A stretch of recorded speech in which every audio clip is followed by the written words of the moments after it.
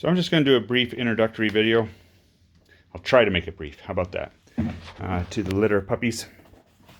A couple things I want to explain.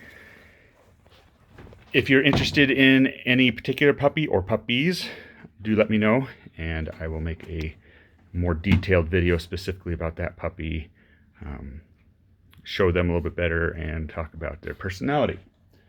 So one of the things I want to start off with is a question I often get, is the furnished versus unfurnished. Which, forgive me if you're familiar with this already, I find that there are a handful of people that are not as familiar with the term. It is a strange term, comes from the poodle world, and it essentially means that a dog who has long facial fur, like a poodle, like that boy does, is furnished. Furnishings is the long facial hair. A furnished dog is going to be very poodle-like, whereas an unfurnished is going to be very Bernese-like. So this purple girl, come here, purple, has long hairs starting to develop, and she's going to have a long, fluffy face that's going to need grooming regularly. Whereas Miss Pink here has very short facial hair, and she's going to be just like a Bernese and doesn't need any sort of grooming on her face. What we have set up here is I have intentionally kept their living quarters here small, not because I don't want them to have room to play and roam. I don't want them to learn to pick a corner to go potty. We are working on training to potty pads, and it's going wonderfully right now.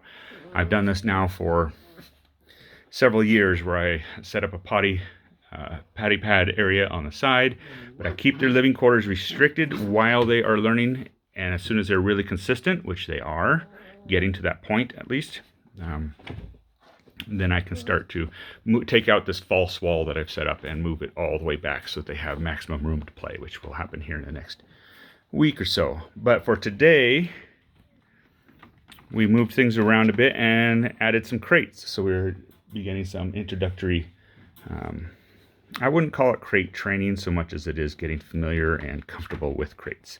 They will take time, take the opportunity to take a nap in there, just like Mr. Green Boy is doing right now, and that will help make for a smoother transition to crate training, should you choose to do that. So technically, these puppies are F1B reverse.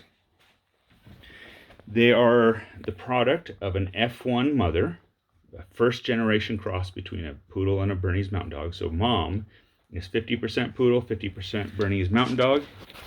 And then instead of crossing that to a poodle, which would be a typical F1B, because I am highly partial to Bernese mountain dogs, I cross them back, cross that F1 mother back to a Bernese. That's the reverse. The F1B reverses to a Bernese. So the genetics are that these puppies are 75% Bernese mountain dog and 25% poodle.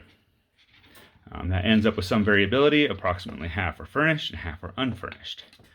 That is why I waited until they were 5.5 weeks old, just a few days ago, to first list them. I wanted to know who's furnished and who's unfurnished before I did so. You silly girl. Regarding size, females are typically going to run at least 75 pounds, potentially up to 90. Mom runs around 90 pounds. Dad is 110 pounds, being full Bernese. I have heard, in fact, I just recently heard from one sibling of these puppies, that he's 2 years old and he's reached 125 pounds. Now, I don't expect any of these puppies to get that big, but they have that genetic potential in them. Most of these males are going to end up 85 to approximately 100 pounds. I know of a couple siblings that are approximately 100 to 102 pounds, but then there are others that are 88, 89, 93, etc. As I explained, mom is an F1 Bernedoodle, dad's full AKC Bernese. I think this makes a great mix. And there's a reason I've done this pairing multiple times now. Again, I'm partial to Bernese. I think they're a wonderful, loving dog. They have a great personality. The one flaw that I would point out, that what I would call a flaw in them, is the fact they can be a bit boorish. They're heavy pawed. When it's time to get out the door, it doesn't faze them. They don't think about the fact that there's a 3-year-old in the way, or off to the side, and they can knock that person over. In fact, sometimes with multiple Bernese, oh darn it, we go potty sometimes outside the potty area, and that's why I don't make this living area too big yet. Defecations, we're getting 98, 99% of them in there. I haven't cleaned up a defecation out here in several days at least. But urination, we're still working on that. That'll be a work in progress for a while. But I was saying that Bernese can be a bit boorish and heavy pawed. Adding in a quarter poodle changes that. These puppies have consistently, and this is the 4th pairing I've done with these 2 adults. This pairing makes for a very considerate, very loving, and very affectionate, human-oriented puppy because of the Bernese, and poodles are that way as well. But they're not as pushy, not as boorish, not as heavy-pawed. Good girl, Pink. Good girl, Potty. I don't have the treats right now to reward her. So it makes for a puppy that is much more considerate, not nearly as likely to knock somebody over trying to get out the door because they're all excited, but yet still has much of that Bernese temperament. So I find this to be a great, great mix. Again, I'm partial to full Bernese, but they do have the fact that they are a bit heavy-pawed and boorish. We're working on potty training. We're working on crate training. We are pretty well weaned at this point. They still will nurse from mom for a moment from time to time, but they don't need it.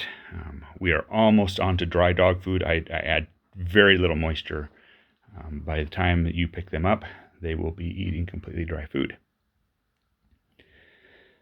As you can see, the puppies don't have great stamina right now. We have been awake for the last 30 to 45 minutes, and so it's time that we crash. We're done. That's about the extent of their energy level right now, and they'll crash for a couple hours, and then I'll come in here, wake them up, and we'll do it all again. I try to spend as much time as I possibly can in here socializing with them, get them to be as good of companions as possibly can be. And it comes somewhat naturally to the fact that they have the Bernese breed in there, and their dogs. Comes somewhat naturally that they are very loving and affectionate, but I try to help that along as well. Again, if you would like to see a particular puppy in more detail, a little bit more about their personality, just let me know, and I will I'll put a video together specifically on that puppy. Crashed pretty quick. She was being wild earlier.